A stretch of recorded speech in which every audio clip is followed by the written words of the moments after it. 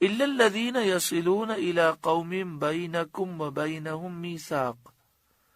مگر وہ جو ایسی قوم سے تعلق رکھتے ہیں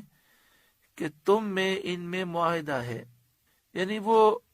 منافقین کا تعلق اس قبیلے سے ہے جس سے تم نے معاہدہ کیا ہوا ہے کہ ہم تم پر حملہ نہیں کریں گے، تو ایسے لوگوں کو قتل نہ کرو، مگر دوستی اور محبت کے تعلقات وہ تو ہر حال میں منع ہے۔ یہ استثناء قتل کی طرف راجع ہے، کیونکہ کفار و منافقین کے ساتھ موالات کسی حال میں جائز نہیں، اور عہد سے یہ عہد مراد ہے کہ اس قوم کو اور جو اس قوم سے جا ملے اس کو امن ہے،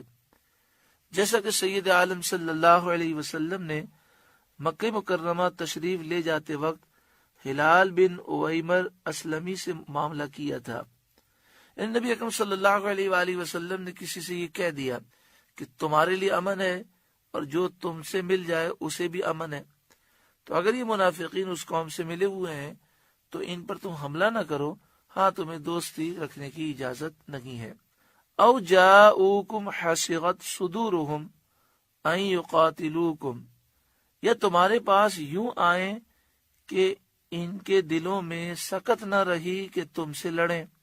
اپنی قوم کے ساتھ ہو کر، اپنی قوم سے مل کر تم سے لڑنے کی ان میں طاقت نہ ہو۔ او یقاتلوا قومہم، یا اپنی قوم سے لڑیں، یعنی یہ منافقین تمہارے ساتھ مل جائیں اور تم سے مل کر اپنی قوم سے مقابلہ کریں، اس کی بھی وہ سکت نہ رکھیں، تو پھر تم انہیں قتل نہ کرنا۔ وَلَوْ شَاءَ اللَّهُ لَسَلَّطَهُمْ عَلَيْكُمْ فَلَقَاتَلُوكُمْ، اور اللہ چاہتا تو ضرور انہیں تم پر قابو دیتا تو وہ بے شک تم سے لڑتے، لیکن اللہ تعالیٰ نے ان کے دلوں میں رعب ڈال دیا اور مسلمانوں کو ان کے شر سے محفوظ رکھا۔ اللہ چاہتا تو مسلمانوں کا رعب چلا جاتا، وہ تم پر حملہ کر دیتے، اللہ نے فضل فرمایا۔ اس سے یہ بات یاد رکھیں کہ مسلمانوں کا رعب یہ اللہ تعالیٰ کی غیبی مدد ہے، اور یہ رعب قائم ہوتا ہے دین پر عمل کرنے سے۔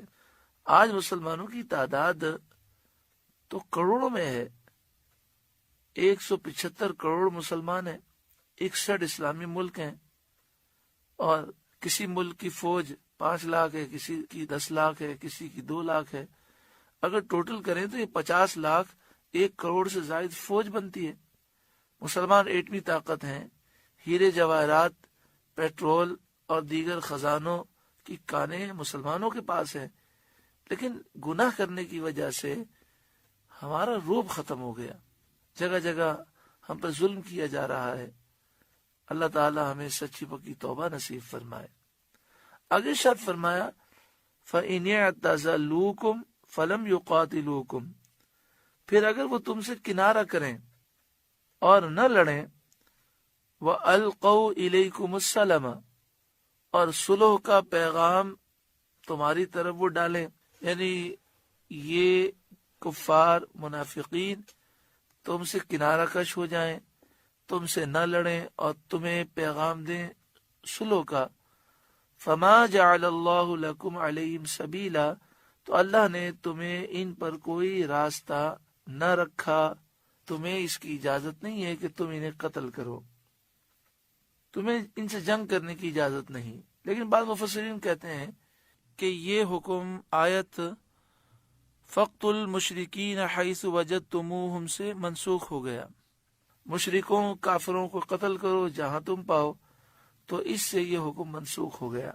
سَتَجِدُونَ آخَرِينَ يُرِيدُونَ أَن يَأْمَنُوكُمْ وَيَأْمَنُوا قَوْمَهُمْ، اب کچھ اور تم ایسے پاؤ گے جو یہ چاہتے ہیں کہ تم سے بھی امان میں رہیں اور اپنی قوم سے بھی امان میں رہیں۔ مدینہ طیبہ میں قبیلہ اسد اور غطفان کے لوگ دکھلاوے کے لیے اسلام کا کلمہ پڑھتے تھے اور اپنے آپ کو مسلمان ظاہر کرتے تھے، اور جب ان سے کوئی اپنی قوم سے ملتا اور وہ لوگ ان سے کہتے کہ تم کس چیز پر ایمان لائے، تو وہ لوگ کہتے ہیں کہ بندروں بچھوؤں پر ہم ایمان لائے۔ اس انداز سے ان کا مطلب یہ تھا کہ دونوں طرف سے رسم و راہ رکھیں، دونوں طرف سے فائدہ اٹھائیں، کسی جانب سے انہیں نقصان نہ پہنچے۔ یہ لوگ منافقین تھے، ان کے بارے میں یہ آیت نازل ہوئی۔ سَتَجِدُونَ آخَرِينَ يُرِيدُونَ أَن يَأْمَنُوكُمْ وَيَأْمَنُوا قَوْمَهُمْ۔ اب کچھ اور تم ایسے پاؤ گے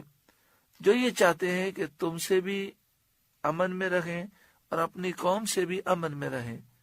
كُلَّمَا رُدُّوا إِلَى الْفِتْنَةِ أُرْكِسُوا فِيهَا، جب کبھی ان کی قوم انہیں فساد کی طرف پھیرے تو اس پر اوندھے گرتے ہیں۔ ان کی قوم انہیں شرک کی طرف بلائے یا مسلمانوں سے جنگ کی طرف بلائے تو یہ شرک کی طرف جاتے ہیں، جنگ کی طرف جاتے ہیں، لیکن مسلمانوں کے سامنے یہ باتیں اس لیے کرتے ہیں تاکہ مسلمانوں سے یہ امن حاصل کریں۔ فَإِلَّمْ يَعْتَزِلُوكُمْ، پھر اگر وہ تم سے کنارہ نہ کریں، وَيُلْقُوا إِلَيْكُمُ السَّلَمَ، اور جنگ سے باز آ کر صلح کی گردن نہ ڈالیں، صلح کا پیغام نہ دیں، وَيَكُفُّوا أَيْدِيَهُمْ، اور اپنے ہاتھ تم سے نہ روکیں، تمہیں نقصان پہنچائیں، فَخُذُوهُمْ، تو انہیں پکڑو، وَاقْتُلُوهُمْ حَيْثُ ثَقِفْتُمُوهُمْ، اور جہاں پاؤ قتل کرو، وَأُولَئِكُمْ جَعَلْنَا لَكُمْ عَلَيْهِمْ سُلْطَانًا مُبِينًا، اور یہ ہیں جن پر ہم نے تمہیں واضح اختیار دیا، کیونکہ انہوں نے کفر کیا، غداری کی اور مسلمانوں کو نقصان پہنچایا، لہذا اللہ فرماتا ہے کہ ہم نے تمہیں واضح اختیار دیا ہے کہ تم انہیں پکڑو اور انہیں قتل کرو اور انہیں سزا دو اور ان کے ضرر سے مسلمانوں کو محفوظ کرو۔ اللہ رب العالمین ہم پر کرم فرمائے۔ سورۃ النساء کا 12واں رکوع مکمل ہوا۔ رب العالمین اس رکوع کے نور سے اور اس کے فیض سے ہمارے قلوب کو روشن فرمائے۔